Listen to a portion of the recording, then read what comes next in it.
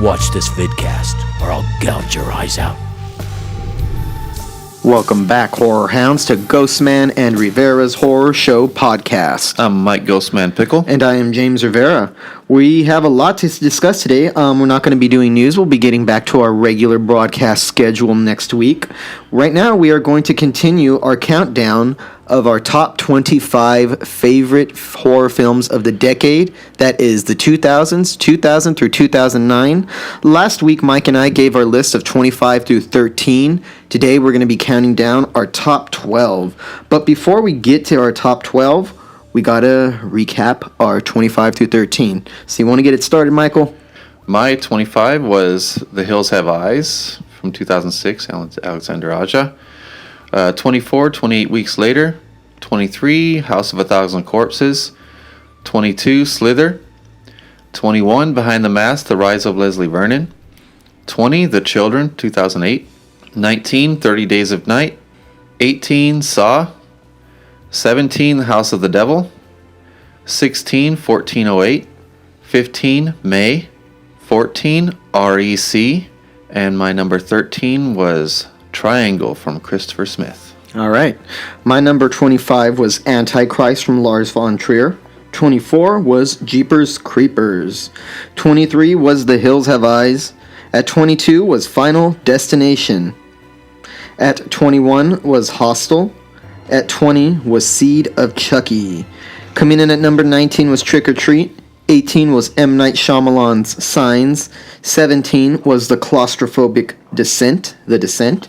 16 was Paranormal Activity. 15 was Saw.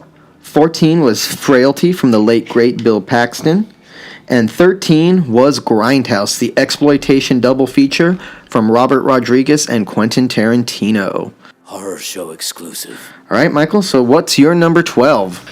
My number 12 is part 2 of one that was already on my list, REC2. So you like REC2 more than REC1? Yes, one of the few horror sequels that I think is better than the original. This one's also directed and co-written by Jaume Balguero and Paco Plaza. They did it together again. This one is a split narrative between a doctor who comes into the apartment building after the events of REC. So it kind of picks up where the last one went off. And he's in there to collect blood samples. And then it splits a narrative between that and a fireman and another man. Each would need to rescue someone that they care about. So they kind of sneak in. This doctor that sneaks in, you find out that he's sent by the Vatican. And it actually becomes supernatural, which makes it a little scarier for me. It becomes a little more hopeless, I think. I think when you're fighting rabid people and you think they got some type of disease or something, it's one thing. But if you're fighting demons, it's another. So this doctor has patient 0 trapped in this room. So the reason the narrative is split is these other people trying to find their loved ones. They unknowingly release this thing. It takes the concept of the beginning of the first one and it takes it in a whole new direction, and it became even scarier. And I didn't think you could get much scarier than REC. But that's why this jumped up a few spaces higher than REC, because I just could not believe that they actually made it scarier. It's one of the few sequels that surpasses the original in your eyes. Everything that's good about the first one is heightened, so that's why it's my number 12. My number 12 is a bit of a cheat, but it's my list, so I'm going to do it anyway. At number 12 on my list, I have a tie between The Ring and The House of the Devil. Start off with The Ring. The Ring is one of those movies that had a really big impact on pop culture in the 2000s. It kind of changed the course of the direction. For a good minute in the early 2000s after The Ring, all we got were these Japanese American remakes of Japanese films. Yeah. But none of them were as good as this one. The original The Ring has one of my favorite opening sequences in any horror movie. It's almost as good, dare I say, as the opening of Scream, in my view. This is one of the most effective PG-13 horror movies I could think of. It doesn't feel like I'm watching a PG-13 horror film, because a lot of times with those PG-13 horror movies, which there's nothing wrong with, you get the sense of something being watered down a little bit, of diluting the horror for a little bit more of mass consumption. I didn't get the sense of that off of The Ring at all. I think a lot of it was terrifying. Some of it's a little bit disturbing when you think about the nature of the villain Samara, and the fact that the main villain is a little girl, a sadistic, evil little girl. And who can forget the iconic scene of her actually crawling out of the well and crawling out of the TV into our reality? Shocking then, still shocking now. The faces that people make after they've encountered her, after they've watched the video, it's after 7 days have passed. The first time somebody opens up a closet and you see the face, it looks hollowed out. I don't know, almost like the soul was sucked out of the face. Yeah. Is horrifying. It's a really great jump scare. That is my number 12 tie. First one is The Ring. It helped that it had the acting of Naomi Watts in it. My other number 12 is something that I wrestled with. It was The House of the Devil from Ty West. Love that one. And I picked this one because it's one of the most effective slow burn films I could think of in horror. Because we talked about it on the last podcast, it moves for a good amount of its time at a termite-like pace where it's almost dull, but it becomes excruciatingly dull because you can feel something building in the background the entire time. And it puts you in the state of mind as the main character, the tedium that she must be feeling while she's looking after this house. That dullness is used to great effect because it draws you further and further in, and it gives you anxiety, like, when is something going to happen? When is something going to happen? And when it finally does, it fucking kicks your teeth in really fast as soon as it happens, and it makes it all that more effective, that it build up this level of dread, this mundane dread. And it's really hard to do that without it becoming boring. It's really hard to mess with sensibilities like that, you know? I've seen a lot of films that fail miserably at this. In addition to that, I feel like it's a throwback to like the horror movies of the 60s and 70s, Rosemary's Baby, The Omen. I've complained about quite a few films before that do similar things to this. I call it meandering, but with this, it just doesn't come off like that. It's purposeful. There's something with the music and the shots and the acting of the protagonist and the whole thing, the visuals of the location and everything, and the way she interacts with the other characters. It's really good movie. Excellent movie. So that is my number 12 tie that I couldn't decide between. Cheater. My number 11 is going to end up giving away a spoiler alert for the rest of my list. This is one of the sequels that doesn't quite match the original, but it's pretty fucking close. Ginger Snaps 2 Unleashed from 2004. This one is surprisingly directed by the editor of Ginger Snaps, Brett Sullivan, who also went on to direct and edit A Christmas Horror Story, which wasn't as great as Ginger Snaps 2, but it was pretty good on a campy... Well, he had a good foundation to come in from that I think that's benefited him. Yeah, and definitely. Being so intimate and familiar with the original film. I mean, if you're editing a movie, anybody who's ever edited a film together knows how it burns itself into your mind, where a piece of you kind of goes into it. Yeah. So it makes sense that he had a good foundation and knew how to tackle it too, because he somewhat lived inside the movie for a long time. He was a director already. He just hadn't done anything on this level before, because this was even a higher budget than the last one. He did a fucking phenomenal job on this one. It was written by Megan Martin, and she was a fairly unknown writer. She wrote 4 episodes of Animal Kingdom, which are really solid. Emily Perkins really shines here. She kind of steps into the starring role. And Catherine Isabel's still in it, but she's in like it's not really flashbacks. She kind of appears to her sister as visions, as she turns into a werewolf herself. A phenomenal performance from Tatiana Maslany, who's Orphan Black. She's the girl who stars in Orphan Black. I still haven't seen it yet, but I got to see that. But she plays the awesome character Ghost. But this one picks up where the last one left off, and in the first one, Bridget is turning into a werewolf because she infects herself in order to try to help her sister. She resorts to shooting up monkshood to keep from changing. So then when she passes out from it, she wakes up in rehab, and they think that the monkshood was some kind of illegal substance. She's stuck without being able to do the only thing that's keeping her from changing. The effects and the sound design is fucking top notch, just like it was on the first one, which really makes it effective. I love where the story went. I love the feeling of panic and anxiety of being stuck in this place while she's turning into a werewolf, and I think it was a bit nastier than the change of Ginger in the first one. Everything about it really solid follow-up to the first one, and I can't believe that this was filmed back-to-back with part 3, which wasn't that good. It was like a period piece. It was. Who did the third one? Was it the director of part 2? Yeah, I think he's the same one who did both back to back, I believe. But the last one, part 3, was a period piece, which is basically the first Ginger Snaps all over again, but the the sisters are back in. Different era. Just didn't work. It had some cool scenes in it, but just these two movies, Ginger Snaps 1 and 2, are two of my favorite horror films of that decade and two of my favorite werewolf films. And that's why Ginger Snaps 2 is my 11. What's the director's name again? Brett Sullivan. How often does that happen, to go from being an editor on the first film to being the director of the second one? I don't think I've ever heard of anybody taking that trajectory or jumping from that position to that one. Yeah, I've heard like the writer jumping in the director's chair, but not the editor. Which is I find very interesting. As much as I love this one, it might be very personal to me because I've shown it to everyone who will sit down and watch it with me. And people seem to like it, but no one seems to absolutely love it the way I do. So it may be a personal thing, but I adore Ginger Snaps 2. It's just so good. It's one of the best horror sequels for me. My number 11 is Land of the Dead from the late, great horror master George A. Romero. I know a lot of people who would put together with this list would probably put Zack Snyder's Dawn of the Dead on this list over Land of the Dead. Yeah. It came out a year before, and it seems to have more popularity within the horror community. I've never liked Dawn of the Dead. I don't see its appeal. I've only really liked the opening scene of that movie, and that's about it. The rest is like a video game that seeps out. The social commentary, the satire, the humor, everything that made the original Dawn of the Dead so special, for me anyway, is not present in the remake.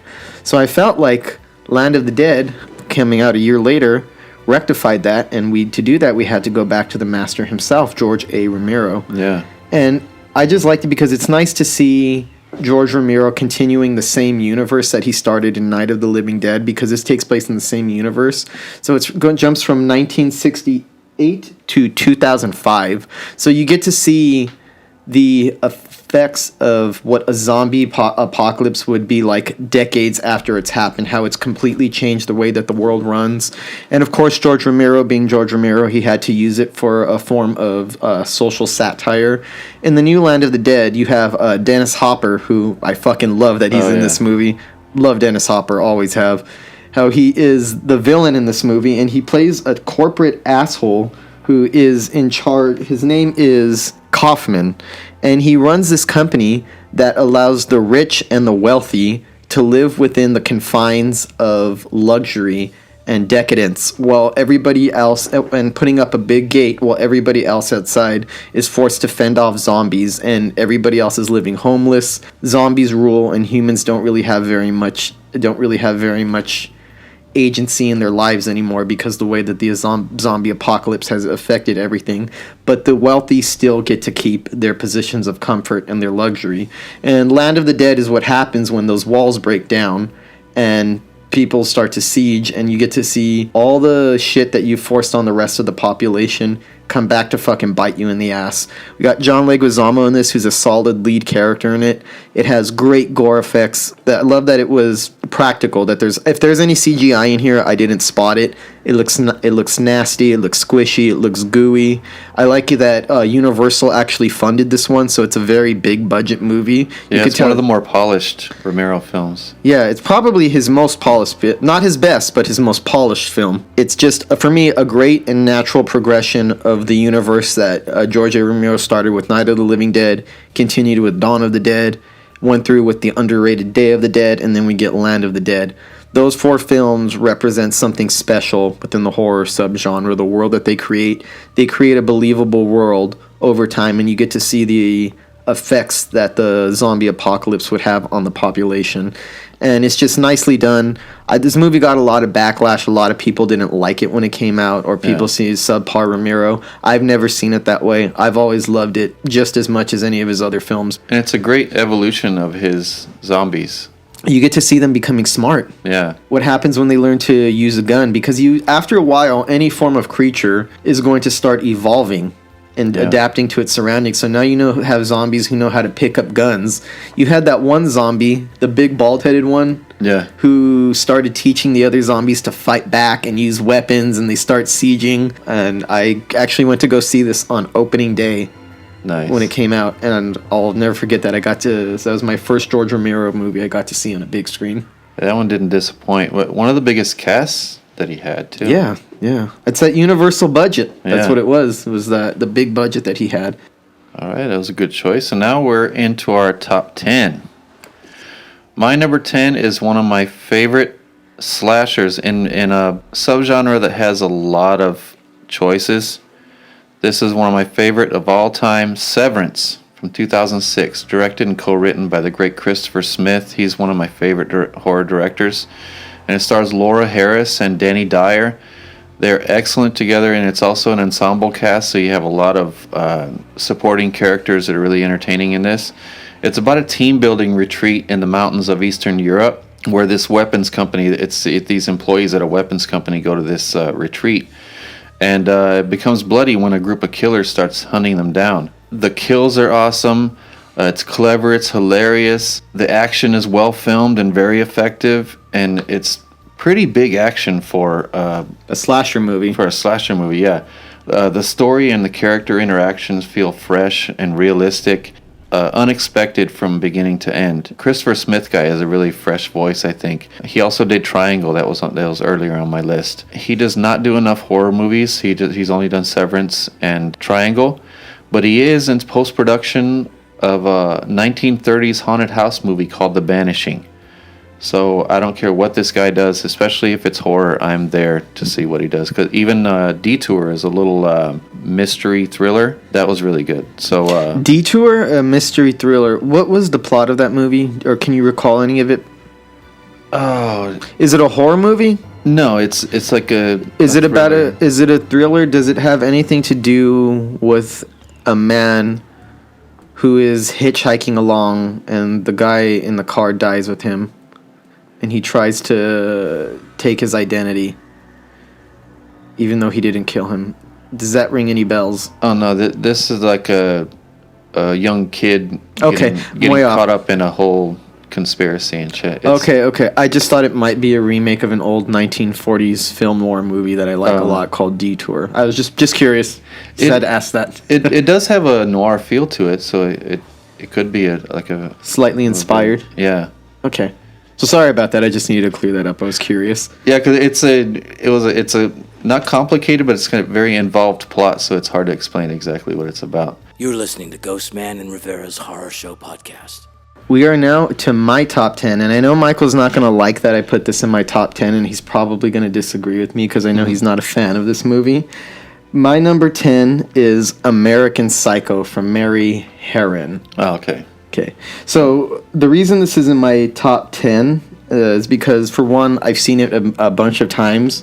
I really like it as a horror movie, but it's, to me, one of the funniest satirical horror comedies that pops to mind. This is still my favorite Christian Bale performance. He fits the role of Patrick Bateman so well.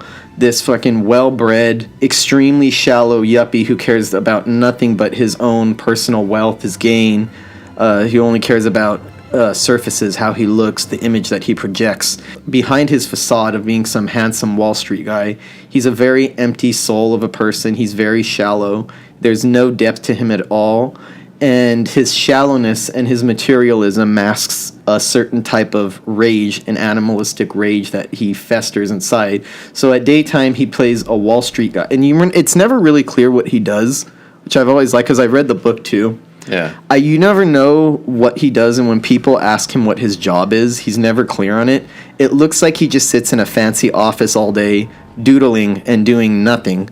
And you get the sense that he got his way in through nepotism because somebody mentioning something about his dad. Just a certified yuppie. A certified yuppie. The reason he gets away with so many things is because whenever somebody tries to place him somewhere, they get him mixed up with another Wall Street person, and people forget who each of these guys are because they're all the same. They're all really interchangeable, and they're all really ridiculous. And I love the fact that we have a serial killer who, before he fucks his victims up, he starts giving the most ridiculous critiques on the shittiest music that I could think of. Yeah. Whether, not all of it's shitty, but it's just very plastic. When he starts going off about Huey Lewis in the News before he kills Jared Leto. Oh, yeah. It's one of my favorite scenes. The way that he dances around, he puts on a raincoat, he starts talking about what makes this music so catchy, right before just bashing him in with an axe. Before he kills a couple of hookers, he gives them one of them's a hooker and one of them's a girl he knows. He gives a speech about the depth of Whitney Houston, and they're just sitting there laughing at him like, you listen to Whitney Houston? Shut up. And he goes off into these weird tirades before killing people. And at the end of the movie, it's not clear whether he killed the people or not, whether it's in his head. But I also get the impression that some of the killings actually transpired and some of them are in his head. Yeah. But it's hard to tell where the reality begins and where his fantasy delusions end, because it could be that he's just such a fucking empty person with no personal accomplishments that he has to create this interior life where he's a serial killer at night who goes out and kills and does all kinds of vile, horrible things. Yeah. Because as the movie goes along, his killings become less and less realistic. They start off brutal and nasty, and then they start to take on a surreal edge as he starts shooting up a bunch of cops and the cop cars blow up, and he starts seeing the ATM machines talking to him and telling him to feed him a cat. And I just love it as a horror movie. I love it as a satire. And I love Christian Bale's Patrick Bateman, because I read the novel. He nails that character so perfectly, exactly how I pictured him when I read the book. The vanity, the narcissism, the fakeness, the plastic. And I love the scene where he says that you may look at me, and even though you may see another human being, and then we may shake hands, and you might get the sense that our lifestyles aren't so different, I'm just simply not there. Yeah. There's just nothing there behind him. So it's a complete trashing of the entire 1980s and its culture of materialism and superficiality, but how empty it all is, and how it's all just on the surface. And I've always liked this movie a lot, and it's really rewatchable for me. It's quotable, and it's always entertaining.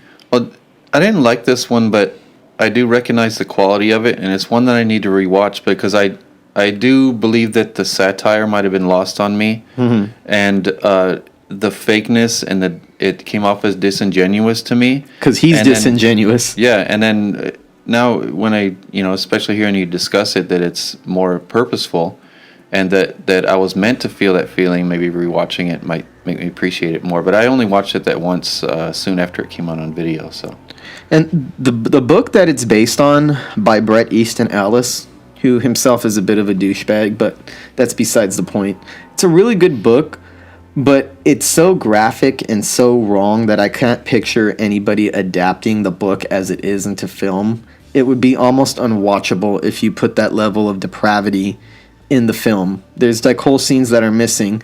And not only that, the book was actually protested. A lot of feminists really hate him. Ironically, Gloria Steinem was marching to burn the book. And Christian Bale, who went on to play Patrick Bateman, is actually Gloria Steinem's stepson. So oh, wow, that's a little bit of an irony. There's a little bit of an irony in that. So I feel like a lot of it's misunderstood, but I love that Mary Harron directed it, and I think you had to get a female director to do this if you were going to temper some of the more misogynistic elements in the book, and the graphic descriptions of depravity and violence against women were sanded off and softened up for the mainstream. Rightfully so, because it's not shit that should actually be put on screen. Yeah. If you've read the book, you'd understand what I mean. So I like that Mary Harron brought her own vision to the film, and I don't think a male director could have done this without wadding into a lot of controversy. Yeah. And what was it that he dropped down the stairwell in that scene? An axe? An axe. And that was a good scene, yeah. Yeah, oh yeah. One of the great scenes. And that's a pretty surreal scene because she's running down a hotel hallway and it looks empty. She's pounding on doors. Nobody's answering. Yeah. There's a vague, unreal quality to all of it. So that's my number 10, American Psycho. See, I think that's what I might have felt about it, the unrealness of it. The fakeness. Yeah. Yeah. I need to rewatch that. My number 9 is another one of the greatest werewolf films in history, Dog Soldiers from 2002, written and directed by the great Neil Marshall. That's a good movie. Also directed The Descent. This was his first movie. It stars Sean Pertwee from Event Horizon, Kevin McKidd, and Liam Cunningham from Game of Thrones, and another horror film that's an ensemble cast. It's set in Scotland. It's a bunch of military guys doing an exercise, and they're interrupted by a bunch of werewolves. And these werewolves are vicious. They're scary looking. They're huge and tall with big long arms and big long claws. The way they're filmed makes them seem even more vicious. I love this werewolf design because a lot of people they either go the original werewolf, a man walking around with a wolf head, and then you have your like a Ginger Snaps and American Werewolf in London, which is this big, huge wolf. And then this one's kind of in the middle where it's like they stand upright like men, but they're like kind of hunched over and still animalistic, and they seem like giant and foreboding. And the way they move in this movie is really scary. It's the most logical werewolf I've ever seen. Yeah. Because werewolves, people forget that they're basically hybrids. They're a hybrid between a human being and a wolf. And they usually go for one or the other. A very man-like wolf who just is a little bit hairy with just a wolf head, which looks kind of silly. Yeah. And then you have the full-on wolf, which they just transformation. This it seems like a cross between where it's like, that's the most logical werewolf I could think of on screen. It would be a creature that looks like a wolf but retains the posture and certain aspects of the human form. By the time you see these werewolves reveal themselves, you're already invested in these characters, and it's not exactly that they're likable. Some of them are likable, but they're very real, and they have very real emotions and interactions. And then when you see this shit happening to them, you care about it, and you see that they care about each other as well. You take in this great concept with these soldiers, very manly men, soldiers trapped in this house, and they kind of rendered helpless, even though they're all this artillery, original, done on a relatively low budget too. Yeah. Because of the budget, I go so far as to say that the werewolves look almost silly at times, but they're still scary and threatening. But they still feel to me like the most logical werewolf, that if a werewolf existed, they would look something like that. Yeah, because if you've seen something like that, it would look almost unrealistic. You have a lot of werewolf films, especially for a genre that's kind of bereft of a lot of quality. Yeah. It seems like you're always looking for a good werewolf movie. Yeah, I love them because there's not enough great ones. My number 9 is Rob Zombie's debut, House of 1000 Corpses. Nice. Worthy. Fucking love this movie. If anybody who knows me knows how much I love the universe that Rob Zombie created with the Firefly family. Yeah. Some of my favorite characters in the history of the horror genre.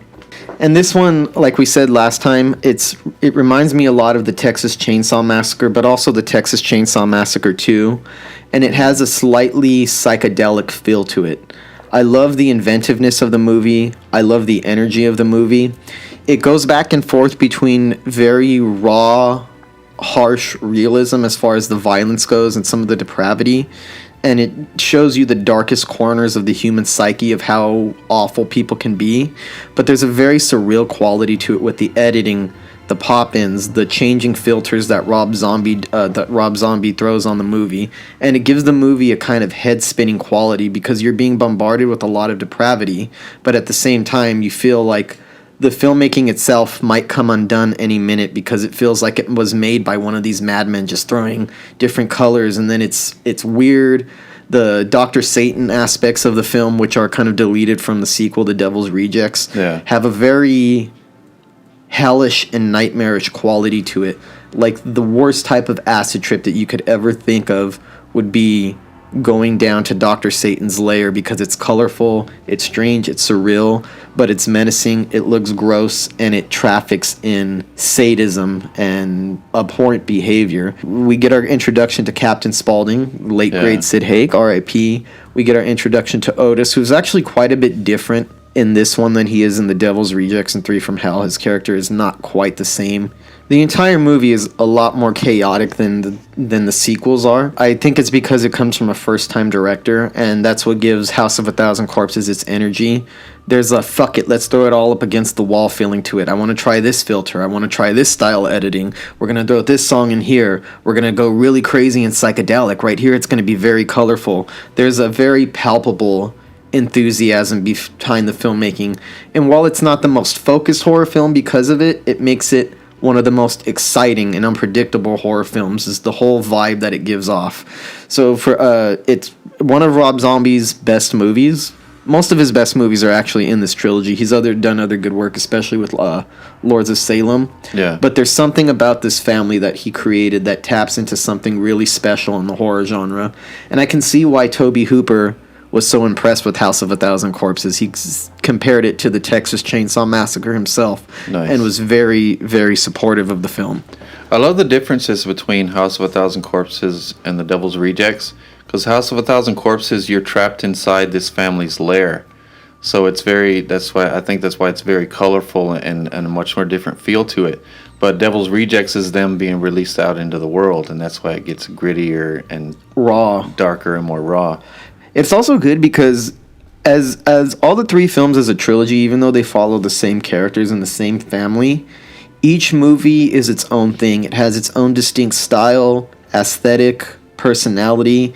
He doesn't repeat the same movie over and over. It feels like a natural continuation, but he's making a vastly different style of film each time he approaches that universe. And I appreciate that because too many horror universes or franchises feel like clones of the original. Yeah. Rob Zombie's trilogy of these films seems like he's trying to do something different with each one. And for that reason, number 9 on my list is House of 1,000 Corpses.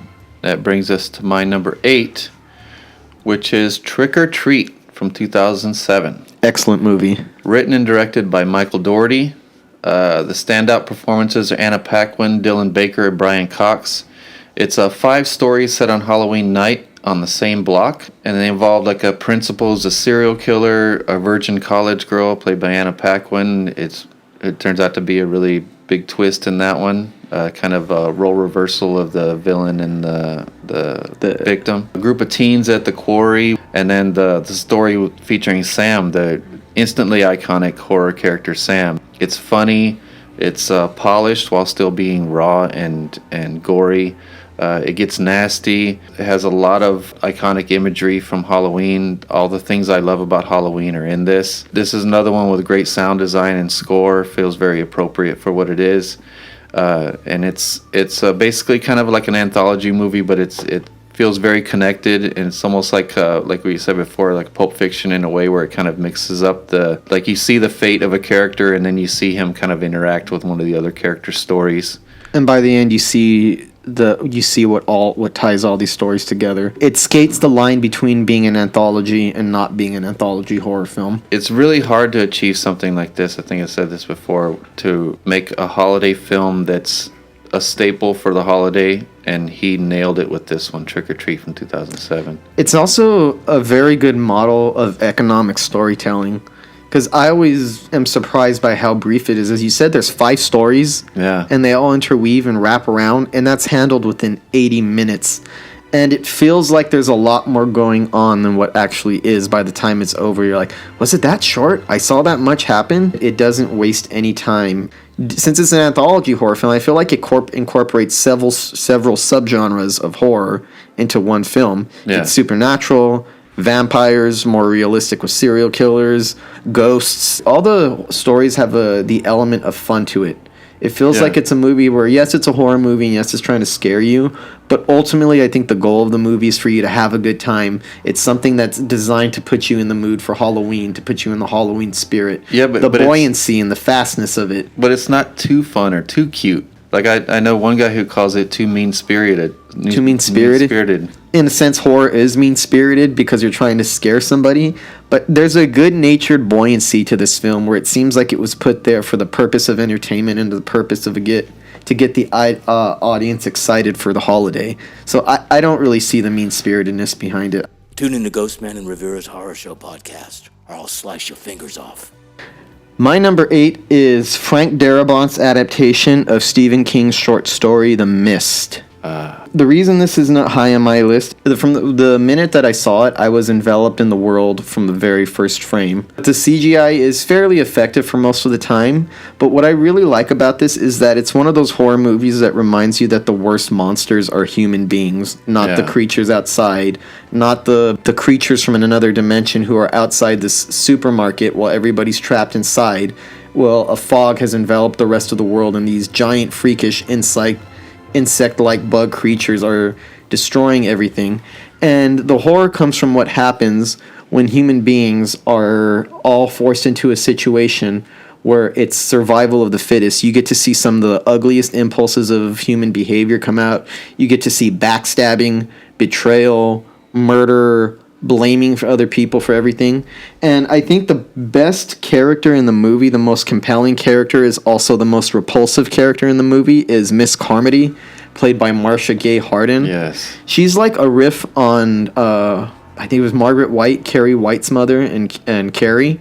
She's like that, the religious fanatic taken a step further, taken even to greater depths of depravity, because she's a very self-righteous woman. Nobody in the town takes her seriously at all. She's a complete fucking joke. She's all fire and brimstone, and she's filled with hate while trying to pass herself off as a good Christian.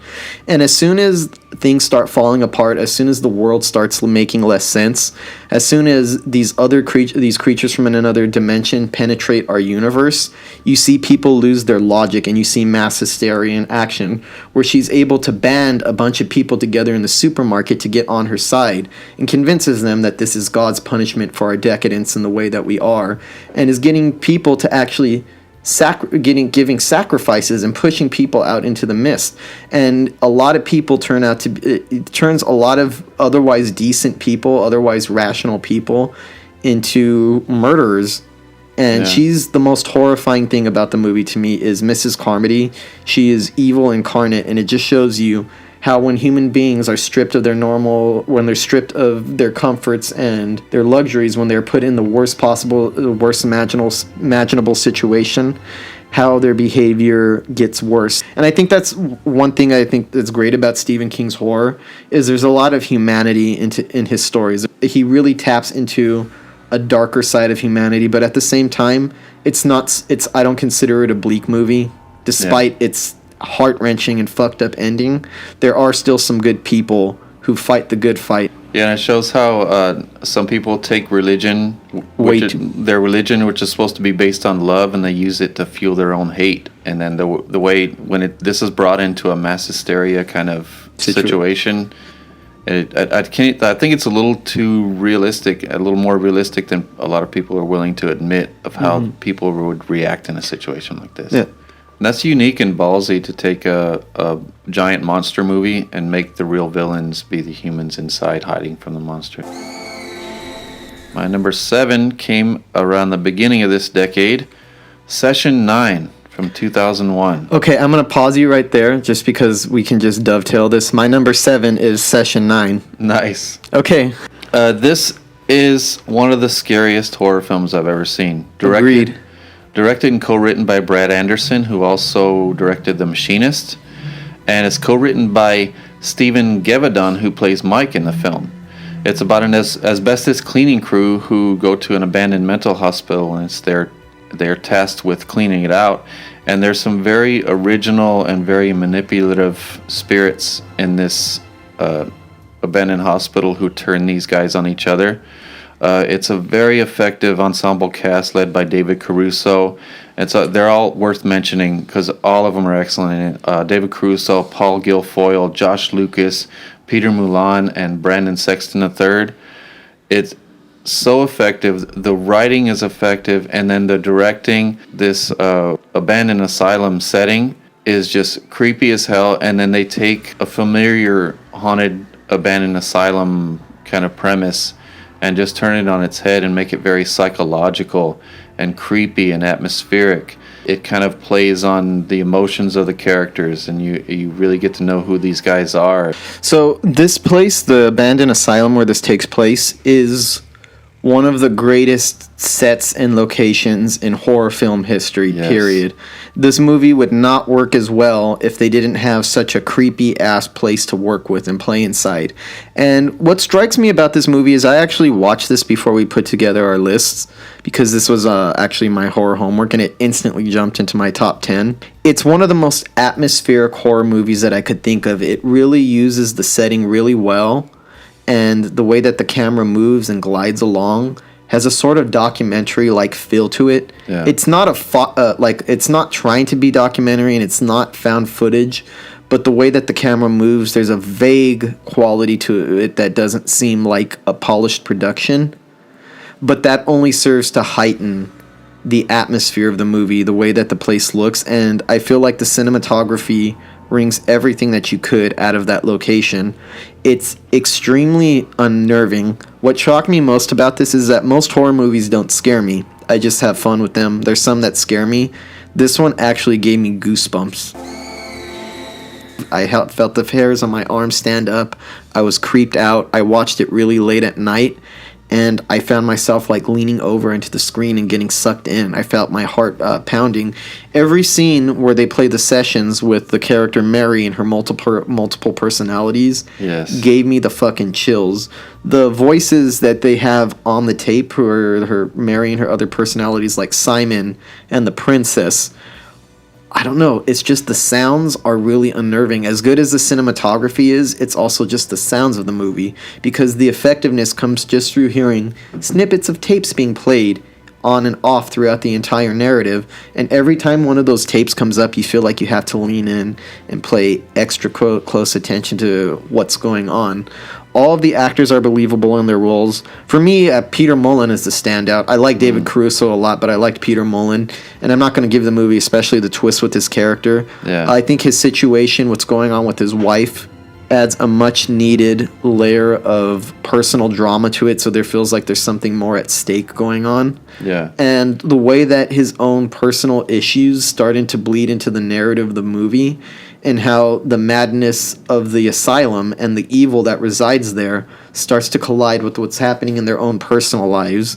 Why is this movie not bigger than it is? This is scarier than a lot. There's a lot of horror movies that are more iconic than this one. There's a lot of horror movies that are more famous, quoted, a bigger part of pop culture, that are not as scary or as effective as this one.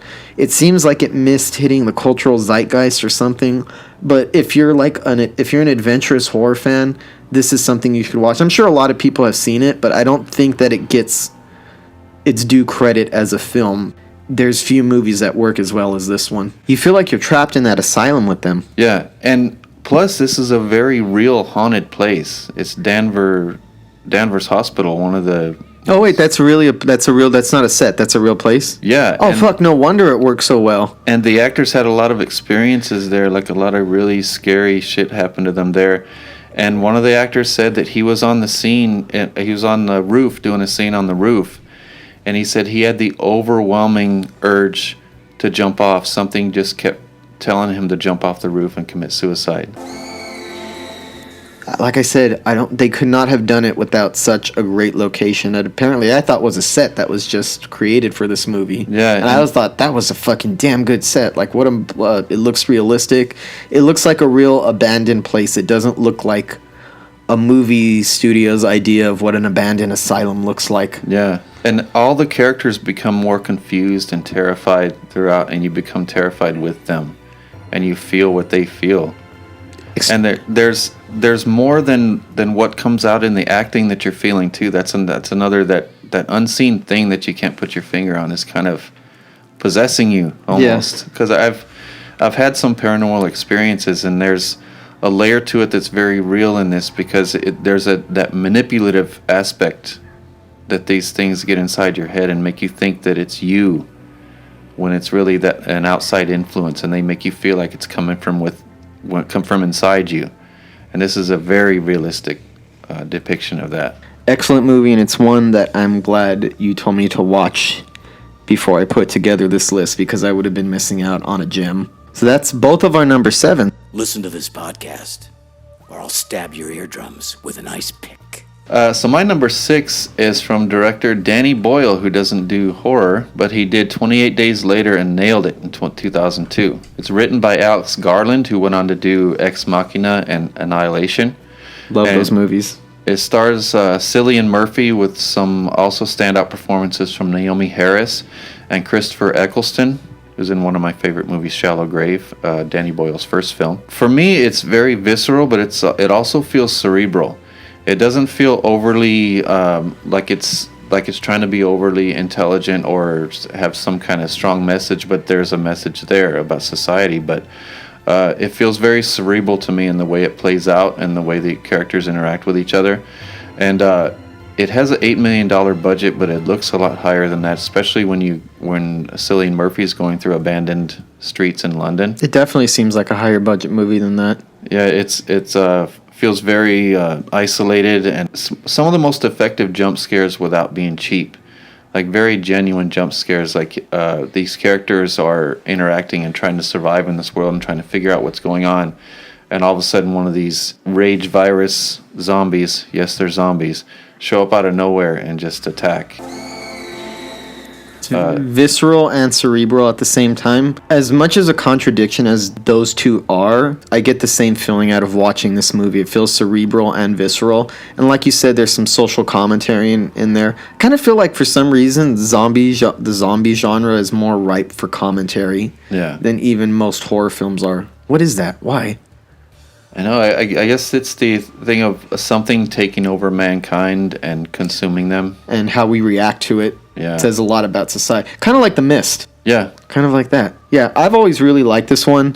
I used to like 28 Weeks Later more because I felt it was more exciting.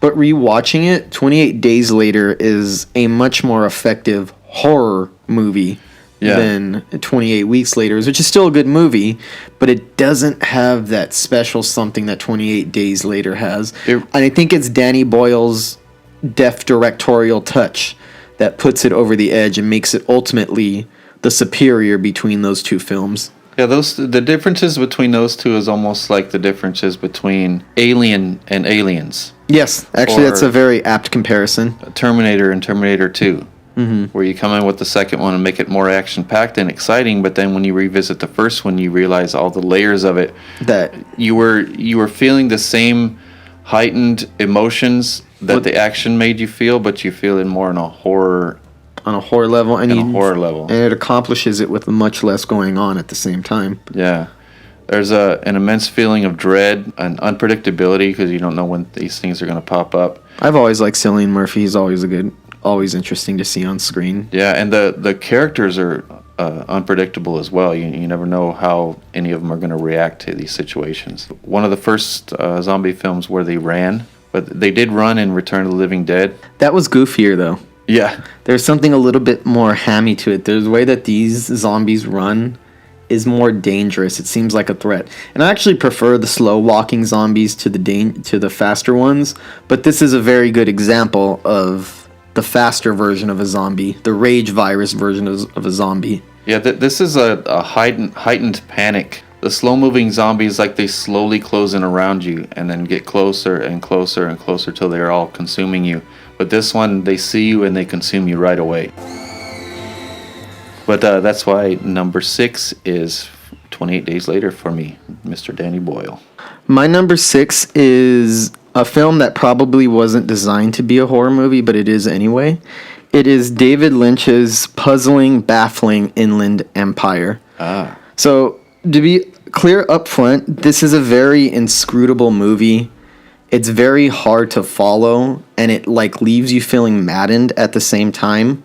But like any David Lynch film, it has a nightmarish quality that feels authentic, where even if none of this makes sense, as the movie goes along, it makes sense, but it starts to make less and less sense as it goes along. As it makes less sense, it becomes more frustrating and more maddening, but it becomes more like a nightmare. And it has some of the most jarring images of David Lynch's career. That's saying something for David Lynch, the man who created Eraserhead and Lost Highway, has created some of the most beautiful, eerie, strange imagery to ever hit the screen.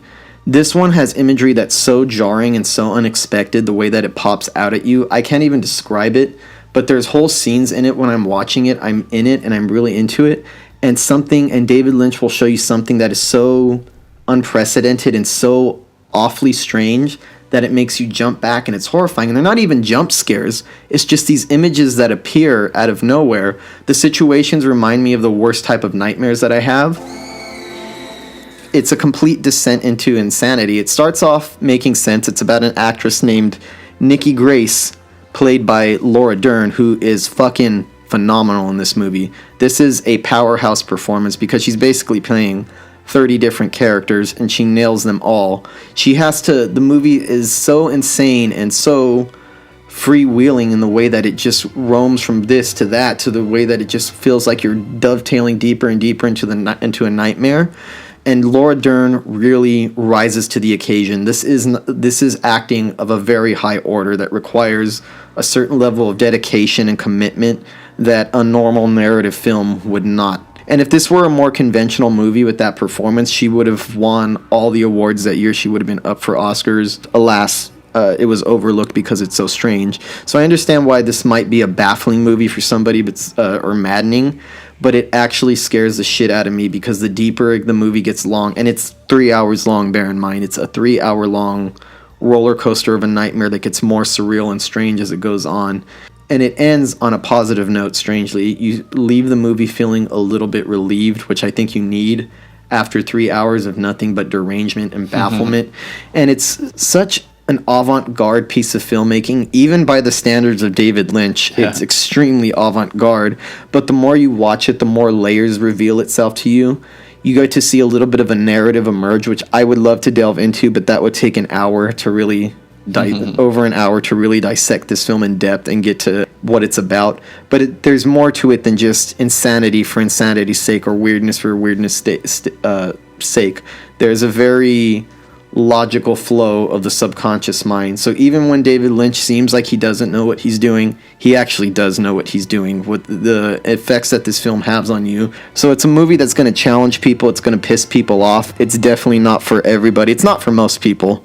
But if you're an adventurous film goer, you like to be scared, and you're willing to see something a little bit more avant-garde and surreal, this one's for you. Yeah, I love David Lynch, and I haven't been able to get through it yet. Yeah, but I plan to. So that's my number 6, David Lynch's scary nightmare roller coaster, Inland Empire. And that brings us to our top 5. My number 5, I won't say too much about this because we've discussed it quite a bit lately, is The Devil's Rejects from 2005, right smack dab in the middle of the decade. And this was Rob Zombie at his best. Agreed. And as much as I liked House of a Thousand Corpses, he really evolved here as a filmmaker. And from what I've seen after that, he kind of evolved with these characters. It seems like he needed these characters to evolve as a filmmaker. We talked about it during our Sid Haig tribute, and I listed the reasons why I think this is a perfect horror film. It's instantly iconic characters, excellent script, excellent victims. That's why I said before, that's what's really important to make a really truly great horror film, is to have great victims. Great dialogue too. Yes. So quotable. The grittiness of it, the characters, the brutality. Pitch perfect film with the mixture of the music and the creative cuts and the dialogue and everything. Just a great horror film, perfect horror film as far as I'm concerned, and that's why it's my number 5. I'm not going to elaborate on it too much right now because it's a little bit higher on my list. My number 5 film is Drag Me to Hell from Sam Raimi. Now, this is another one that's PG-13 horror. It's not as good as The Evil Dead, obviously. And there's horror movies that are more scary than this one. Few horror movies of the 2000s have excited me the way that this did. Where it's one of the horror movies where the sheer energy behind it, the ingenuity behind the filmmaking, the camera angles, the way that it zooms, the way that it pushes its elements over the top, the way that it's not afraid to go more and more ridiculous, to get more and more heightened. I get high off of watching this film. I could feel the enthusiasm, the energy that Sam Raimi brings to it, that style that nobody else can do, that nobody else has, that style, that sort of like, I don't know how to describe what Sam Raimi does. It's very comic booky. Yeah. But visceral at the same time. It appeals to a kid into you who wants to have fun. His films are very well made. The best of his work has this weird jaggedy quality. It feels like if an over-talented 5-year-old were to make a horror movie, it would be something like Drag Me to Hell or The Evil Dead. There's a sense of innocence behind it of, what can we get away with? What can we do? How much further can we take this over the top? I think it's infectious. It's fun. It is scary a couple times, even though it's not the scariest of horror movies. It's manages to do a lot within the range of a PG-13 movie. And I get the sense that this wasn't designed to be PG-13. It's just like that because there's nothing, I guess, too offensive in this that can make it rated R. Yeah. It's just aggressive and energetic and just barrels everything at you from the beginning to the end.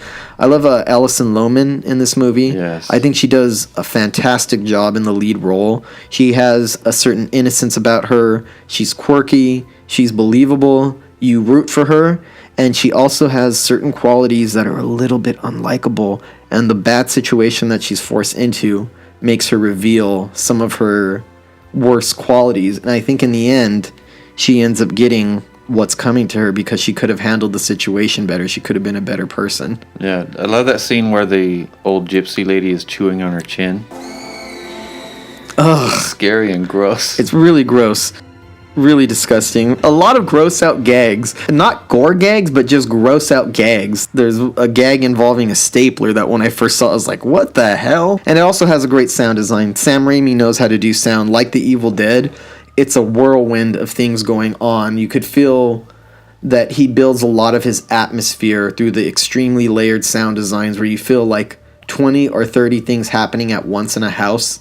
And it's just overwhelming the way that it works out. A blast of pure cinematic energy. And the visuals are very polished and colorful and in your face. And it's very high production value. Like he did these after the Spider-Man films. And it seems to have that same kind of polished and production. With the energy and the playfulness of the Evil Dead, the Evil Dead trilogy applied to it. Yeah, and with some real horror in it. I think there's some really horrific stuff that goes on there. It's just not as gory as The Evil Dead or something like that. Yeah, it just has such a fun spirit that it almost seems not as scary as it is, but it has some scary scenes. And that's why Sam Raimi's Drag Me to Hell cracked my top 5.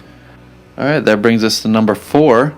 For me, it was what you already mentioned. This is a little higher on my list. The Mist, written and directed by the great Frank Darabont. Thomas Jane, as you mentioned, was awesome in it. Marcia Gay Harden, of course. And some standout performances from Andre Braugher.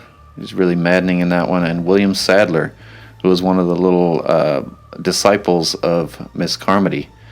It's well written. The characters are interesting. It's suspenseful. It's genuinely scary. The effects are excellent. Even some of the CGI stuff is really good. It's the most devastating ending in horror history. Yeah. Which is quite a bit different from the original ending. Is the short story that it's based on has a somewhat optimistic ending. I wouldn't say it's like a positive ending, but it's optimistic, hopeful. That's the better word, that it's hopeful. The ending of this is bleak and despairing and hurts. Yeah. And left me walking out of theater going, what the fuck? And I think ultimately it works because as somebody who read the story it was based on before going to see it, the ending managed to surprise me because it was quite different. It's not like reading the short story is going to make the entire movie predictable or make you understand it from beginning to end. It puts an extra punch in it that's not present in Stephen King's story. And I wouldn't change the way that The Mist is written as a short story. I think that the endings of each one both work very well for their respective mediums. Stephen King's works well on a literary level, his more hopeful ending, and Frank Darabont's harsher ending, works really well on a cinematic level. Frank Darabont's ending, and I hear that he fought for it because the studio didn't want such a bleak ending.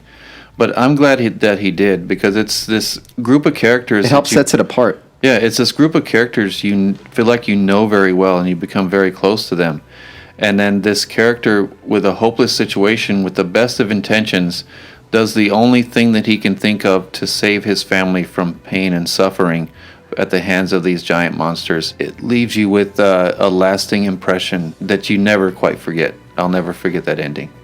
And that's one of the many reasons why The Mist is number 4 for me. My number 4 is The French Shocker from Alexander Aja, High Tension. This is on my list just because the pure forcefulness of the movie, the violence behind it, the savagery, the effective way that it's carried off. There's an adroitness to the filmmaking that feels very direct. It leaves you feeling a little bit sick while you're watching it. It was part of the movement that they called French extremity, and it works really, really well for this movie. It has some of the most disturbing scenes I've ever seen in a horror movie. Everything from a head being pushed off of somebody's body by a bookcase while it's stuck through a staircase. It's one of the most shocking moments of horror I've ever seen. And the way that the gore is in this movie, it goes a little bit further than you think it should go. And I'm kind of surprised that this movie actually ended up with an R rating, because it really pushes it with the level of violence in it. It's very unsparing, and it's a short movie too. It only it's only an hour and a half, and within that very short amount of time, you're thrown into a situation where it leaves your heart racing the entire time, and it leaves you in great anxiety. At least it left me with a great anxiety, especially the first time I saw it. And it has a very good twist at the end. If you've seen it, you know what it is. Yeah. Fantastic twist that really puts everything else in a different perspective and elevates the movie a little bit, because it makes you look at everything that came before in a different light. This is called Switchblade Romance in some countries, or Hot Tension in French. I hope I said that okay. So it goes by a few different titles. It's one of the most purely effective hardcore horror movies that I could think of. It gives me some of the same feeling that I got off of the Texas Chainsaw Massacre. Not saying it's as good as the Texas Chainsaw Massacre, but it does achieve that level of brutality and relentlessness. It's harsh, it's nasty, it's brutal, it's mean-spirited, it's relentless, and it's really good at wants to be, and it's gory. It's very, very gory and wrong and gritty and raw. Appropriate title, High Tension, because that's what I felt the entire runtime. Always leaves me feeling breathless when it's over. I always have to need to take a breath when it's over and recover. Remember, it was just a movie. None of that actually happened. And the kid, oh man, even though it has one of the most brutal scenes of a child being killed and you don't even see it happening, it's just the nature of how it happens. That twist, calling everything else that you've seen into question. I've heard some people say that was lazy, and that the rest of the movie really didn't make sense because of that. But when you think of the nature of the twist, if you know what I'm talking about, it makes a lot of sense. The nature of the twist makes perfect sense to call into question what you just saw. That's the kind of the point of it. Even if it didn't have the twist, it would be effective just purely as a piece of brutal, nasty filmmaking. The twist just gives it another layer and makes you go back and reconsider everything that you watched before. Listen to this podcast, or I'll cut off your genitals and feed them to your kids. I cheated with my number 3, and one of them just so happens to be a French film, an extreme French film, but they're both foreign. The first one is Let the Right One In from 2008. Wait, that's your number 3? Yeah. That's my number 3. Oh, nice. So we'll cover this one together. All right, this one was directed by Thomas Alfredson, who went on to direct Tinker Tailor Soldier Spy, which I heard was very good and I have not seen. And he also directed The Snowman, which I heard was terrible and I also have not seen. So With Michael Fassbender? Yeah, so I have to see both those films to check out what this guy's up to. But it was written by John Ajvide Lindquist, who also wrote the novel. And it stars Care Hedebrandt as Oscar, the little boy. And the little vampire girl is played by Lena Leanderson. And both excellent performances by these two little kids. And Oscar is a bullied boy who befriends Ellie the vampire, and she takes revenge on the people, the kids who torment him. And especially in the pool scene. The pool scene is one of the greatest horror scenes in history for me. Don't ruin why, though. Yeah.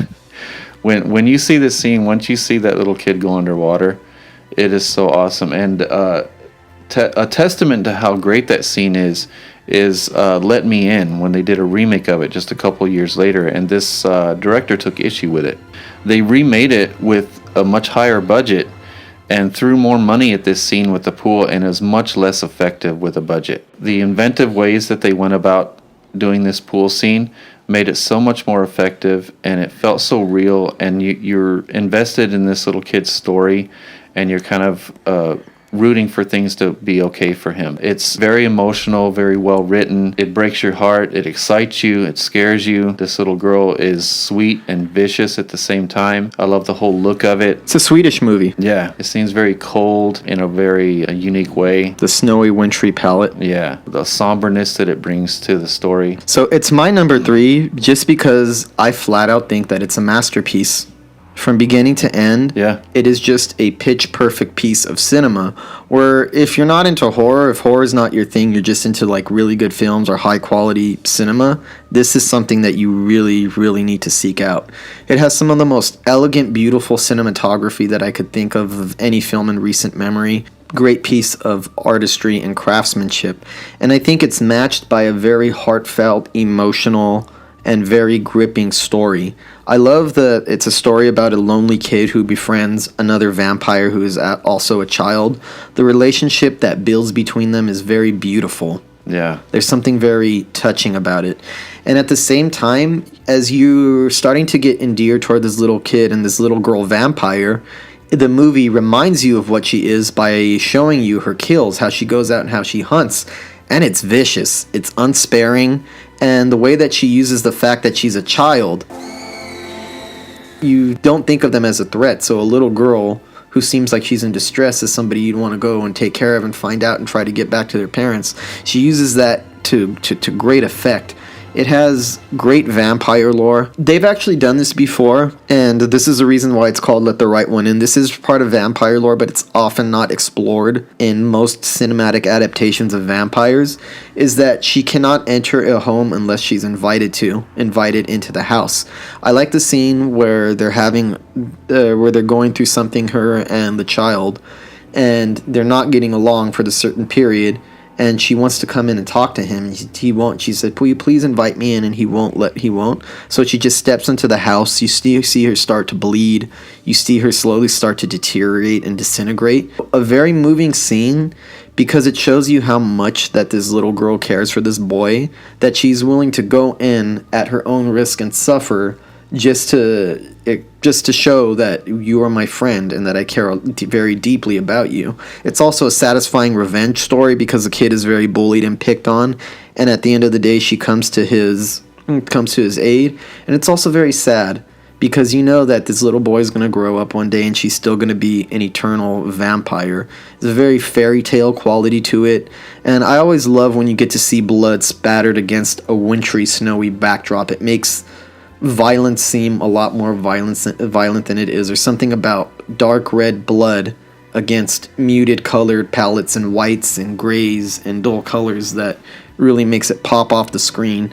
A great movie. My other number 3, Frontiers. It's a NC-17 movie from 2007. It's about a group of young thieves who flee Paris, and they go right into the arms of this sadistic family. It's a very reminiscent of Texas Chainsaw Massacre, but I think it really sets itself apart, and especially with the awesome final girl. I don't even know how to say her name. It's a Karina Testa, one of the top final girls for me. Just the brutality that she goes through, and it's very realistic how she's kind of pushed to the very limits of what a human being can be put through, and she's completely just tortured and tormented by this family. And the head of the family is this old grandpa. He's an old Nazi war general. Well, the most effective scene is when he has his victims there tied up and they've been tortured, and you know that they're going to be tortured more, and they're kind of faced with this very scary old man. You see he's speaking to them in German, and then you see the translation at the bottom. He like changes his demeanor and gets even scarier, and they stop translating what he's saying. Like I said, it feels very personal to me, so that's why number 3 is a tie between Let the Right One In and Frontiers. So we've had 2 matches so far. We both had Session 9 at number 7 and Let the Right One In at number 3. Yeah. Interesting. All right. My number 2 is The Devil's Backbone from Guillermo del Toro. Oh, that's a great one. I almost put Pan's Labyrinth on my list, but I don't consider that a horror movie. Yeah. It's more of a fantasy thriller with horror elements in it. This, however, is a full-on horror film as far as I'm concerned. It does that great thing that Guillermo del Toro does, is he juxtaposes fantasy, ghost stories with harsh reality, with war, violence, and brutality. Like every Guillermo del Toro film, it's beautiful to look at. It's beautifully filmed. It has such a very fairy tale quality, the golden hue of the camera. It looks like a genuine piece of art. It has a very enveloping and a very scary ghost story. It has a great cast of child actors in it.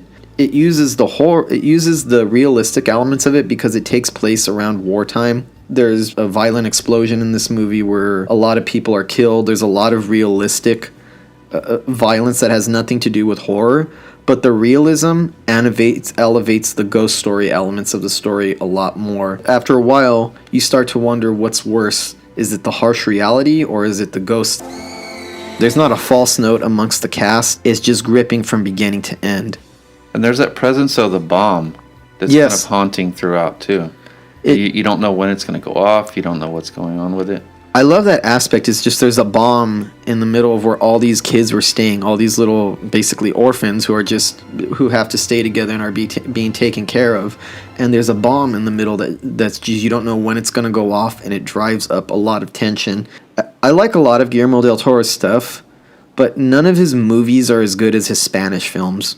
I don't know how to describe it. His Spanish language movies have more of a poetry to them. Yeah. They feel a little bit more accomplished. And I enjoy The Shape of Water. I'm not too big on Crimson Peak, to be honest, the one with Jessica Chastain. Yeah, I don't like that one that much. It has great visuals, don't get me wrong, but there's something about when Guillermo del Toro works in the Spanish language, magic comes out, pure cinematic magic. It's a perfect movie, and I think Pan's Labyrinth is even better. It took everything that was already great in a great film and pushed it to even higher heights. Although the horror in that one is a little bit too dialed down for me to ever consider it a horror movie. This one is a great companion piece to Pan's Labyrinth, and I love how it's framed through the eyes of children, because anytime you tell the story of horror through the eyes of a child, it puts a different spin on what's going on. You start to experience the horror the way a child would. You start to experience these hauntings and these visions, and having to live in a violent world on top of it all, and you really get to understand it by putting you in that frame of mind and that point of view. And it's top-notch cinematography, top-notch acting, directing, script, performances. Everything across the board about this movie is great. It'd be a great double feature with Tigers Are Not Afraid. Yes, it would. Excellent double feature. This one was released in 2001, set in Spain during 1939, during the last days of the Civil War. Cool. And that setting ends it an extra air of quality to it, because I love anything that's about history or the Civil War. So you get a bit of history, you get horror, you get mystery, you get the whole package with this one. All right, and my number 2 is another one. I'm sorry, you were supposed to go before me. I apologize, Michael. Oh no, because of the where we shared. Oh, okay, that's one of you kind of naturally went next, since I was talking about my second number 3. Okay. Anyway, my number 2 is Ginger Snaps, right at the beginning of 2000. And this is another one very personal to me. I can't think of a better way to approach... I already know what your number 1 is, but go on. Yeah. The way to approach a werewolf film, directed by John Fawcett and co-written with Karen Walton, who also went on to write Orphan Black. Stars Catherine Isabel. She's the star of this one. Her sister, played by Emily Perkins. And then Chris Lemke and Jesse Moss from Tucker and Dale vs. Evil. And especially Mimi Rogers as the mom. This is about two sisters obsessed with death. It's a Canadian werewolf film. Two sisters obsessed with death and have to deal with one of them having her first period and also becoming a werewolf. The werewolf attack, where the werewolf isn't shown, is one of the most brutal and effective ones I've ever seen. And you already get to know these sisters before the attack. And you've already seen a lot of effective, like, macabre scenes because they're obsessed with death. They use, they stage their own deaths as if they had committed suicide, and they use them for a school project. So you see that these sisters are kind of morbid, and it's kind of cool to see their death obsession morph into this werewolf dilemma. They go from being obsessed with death almost to the point of wanting to die. to wanting to survive so badly, and you can see it in their performance and the way they talk to each other, and you can feel the love between these sisters. And it's a very it's a emotional heartfelt horror movie. Yeah, and it's a slow progression of the change with Ginger, and you see her kind of become alienated by her sister, and then her sister still loves her so much that she still tries to pursue some kind of cure for it. But there's a earnest in the storytelling. There's a realness in the emotion and the characters. The actual full werewolf isn't 100% realistic. I do believe that the sound design elevates it where you feel like this is a werewolf. I don't think that's what makes this good as a horror movie. I think what's gripping about it are the performances and the story and the emotional heft that it carries, and overall the cinematic quality of it. And it's this huge beast, just this snarling beast, and then that scene when she's on top of Bridget and she's just staring her in the face. Even though you're seeing a young girl stare in the face of this beast who is completely changed, you still feel like that's her sister. I don't know if it's the acting or the music or the directing, but you still feel like they're sisters even after one of them turns into a beast. I absolutely love Ginger Snaps. It's one of my favorite horror films of all time, and my all-time favorite werewolf film. Tune in to Ghostman Rivera's Horror Show podcast, or I'll slice your fingers off. We are now at the top of our list for Michael, where each of us reveal our favorite horror movie of the decade. And I already know what your number one is, just because you haven't mentioned it yet. And both of our favorite films come from 2005. My number one movie of the decade is The Devil's Rejects. Yes, I know we talked about it on this podcast, but that's just because I love it. It is one of my favorite horror movies. For me, it feels like what the Texas Chainsaw Massacre must have felt like to a whole generation of horror film goers. That's what The Devil's Rejects was to me. It's a perfectly made movie. It gets it down exactly what it's going for. It has the griminess of those great 70s horror movies. It has the hardcore quality of it. It's genuinely disturbing and distressing at times. It gives you anxiety. It's very unsparing. It's brutal. And it's the type of horror movie that's made for horror fans, for hardened horror fans. I feel like if you don't watch too many horror movies, you might watch this and think it's a little bit sick and depraved. And you'd be right, it is a little bit sick and depraved, but that's what it makes it so good, because it's so good at what it wants to be. Now, if that's all it were just sick and depraved and really effective at being grotty, it would be a very good horror movie, but that alone wouldn't be enough for it to top my favorite horror movies of the decade. What gives it makes it go that extra mile is the script, for one. This has some of the most quotable dialogue in a horror movie this side of Quentin Tarantino. The acting performances, everybody nails their role in this. Sid Haig is perfect in this. His perverse vulgarity, he seems like a genuinely off-putting and disgusting person. He's intimidating. He's a little bit horrifying. I love when he terrifies that little kid and says, "What's the matter, kid? Don't you like clowns? Don't we make you laugh? Aren't we fucking funny?" Yeah. And he tells him, "You better think of a good reason why you don't like clowns, or I'm going to come back here and kill you and your whole fucking family." And then he starts cackling after. Fantastic. One of my favorite scenes I've ever seen in any horror movie. The first time I saw it, I was left shaken, because I went from being extremely distressed and disturbed. The psychological and the physical torture that the victims go through in this movie, especially Banjo and Sullivan, is a little harsh, and it goes over the top, and it reaches the most raw corners of the human psyche, really delves into the worst parts of human behavior. And when they're stuck and trapped in the hotel room with the Devil's Rejects and the family, you get a real sense of danger, and it feels awful, like you couldn't believe what's going on. At the same time, this movie is filled with hilarious scenes. So the first time I saw it, I went back and forth between being disturbed to laughing out loud, where some of the dialogue between the characters, between Otis and Baby and Sid Haig, Captain Spaulding, and Mother Firefly is so fucking laugh out loud hilarious that I ended up like almost falling out of my seat at some lines. The characters are very well defined. They're very scary, and you get to see them as they are as a family, not just their depravity, how they get along with each other, their dynamic, their interplay, the way that Baby and Otis tease at each other, the way that brothers and sisters do, the way that the Captain Spaulding and Baby give Otis a hard time for not wanting to pull over and get ice cream. Scenes that would be cute in any other movie are funny here, but they make it extra disturbing because you know who these people are and you know how depraved that they are. Yeah. It has a fucking awesome soundtrack. It has great cinematography. It looks like it could have been shot in the 70s. It gets the griminess down. It gets the grain. It gets the grit. It gets the feel. Rob Zombie fucking gets 70s horror cinema. And he adds a layer of personality that those other 70s horror, because as great as a lot of those movies are, they're just bleak and despairing. Texas Chainsaw Massacre, which is a greater horror movie than The Devil's Rejects, doesn't always have as much zany fun or personality in the characters, where a lot of those 70s horror movies had that quality, but they didn't have these characters who were this larger than life, and their mouths were not stuffed with this much dialogue, and they didn't give them this many one-liners and off-quotes, and just the things that they say, the things that Otis says to his victims to get inside their head were like, boy, you better come up with some brilliant fucking Mark Twain shit, because the next thing you say is definitely getting chiseled on your tombstone.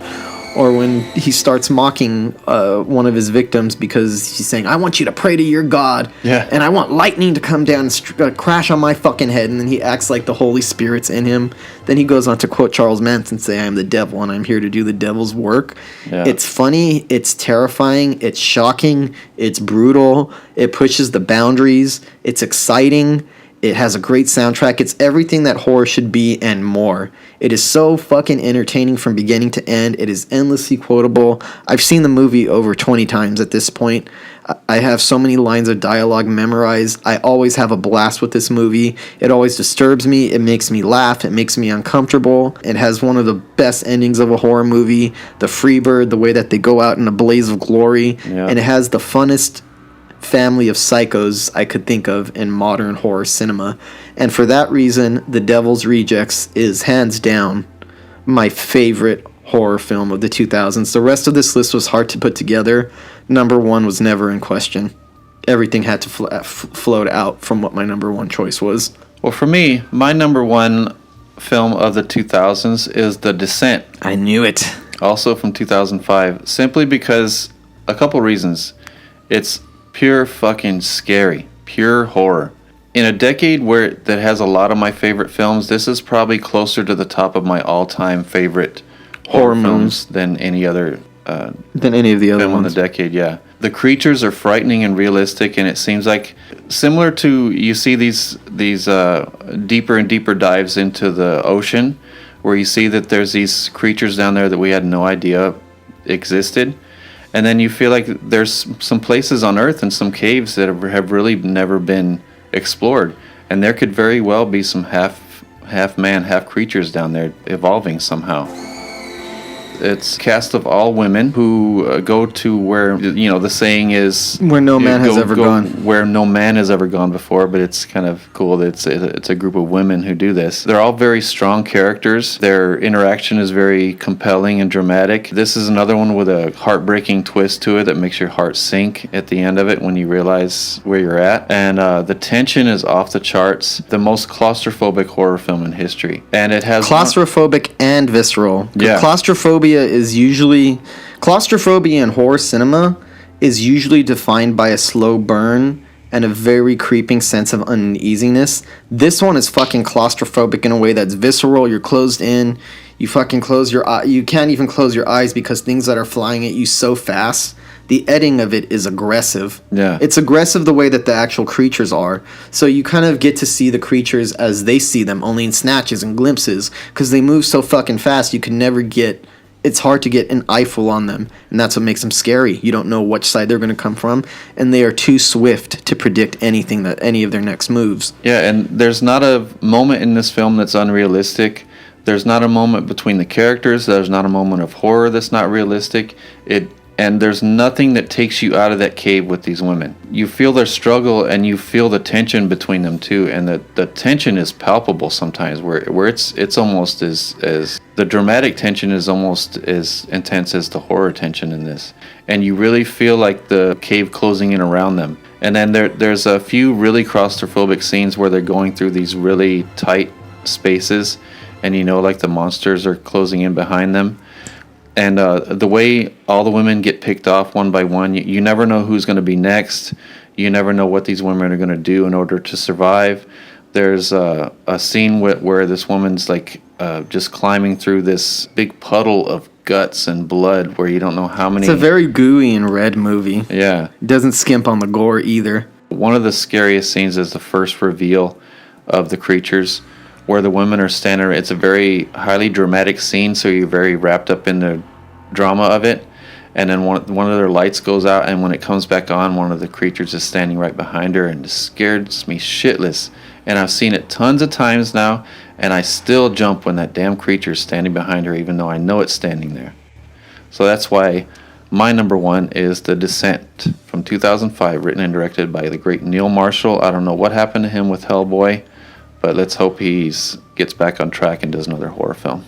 Horror show exclusive. So there you have it. That is our list of our favorite horror films of the decade 2000 through 2009.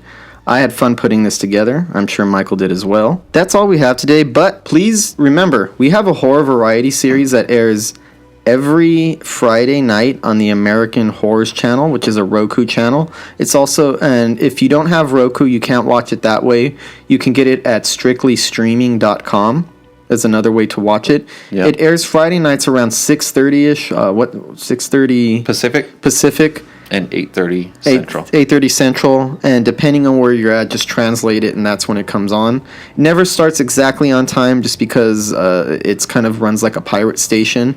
But if you tune in and we're not on yet, just stick with it, because it's probably a really cool, obscure horror exploitation movie that you've never seen before.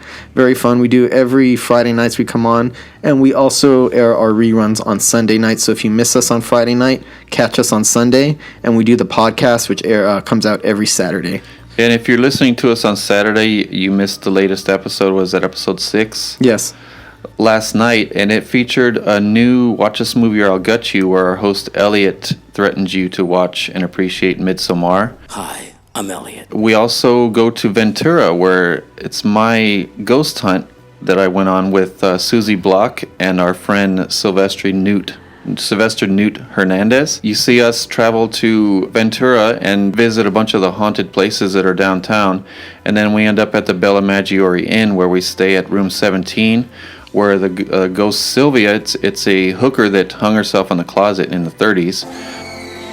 So we stay in that room, and we try several times to contact her, and you'll see what happens there. That's on Sunday. That's gonna rerun on Sunday. And then if you like that, then you'll love our Halloween special, which is coming up on the 25th. And that's going to feature some of our highest production value short films, one from Gargoyle Media and one that I wrote and directed recently. And we used a red camera on that one, and a very good director and very good cameraman, Matthew Rodriguez. Very good director too, Michael. Yeah, he's a good director too. No, you. Oh, thank you. So do not miss our Halloween special.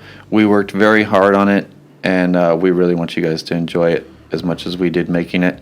And thank you very much for listening to another Ghostman Rivera's Horror Show podcast. I hope you listen to our podcast every Saturday. Watch our variety show, Pickle's Horror Show, every Friday night. Or Sunday, if you miss it. Yeah, or Sunday, and it also reruns a couple times through the week. So just check out American Horrors anytime, and you'll be entertained by the great grindhouse and exploitation films on there. Thanks again for listening, and happy horror, everyone. Happy horror.